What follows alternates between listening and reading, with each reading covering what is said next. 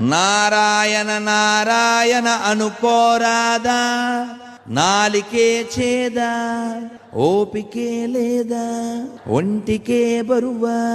కృష్ణ అంటే కష్టము లేదు, అచ్యుత అంటే ఆపద రాదు, రామ అంటే రోగము లేదు, నారాయణ అంటే నరకము రాదు, గోవిందంటే గొడవే లేదు.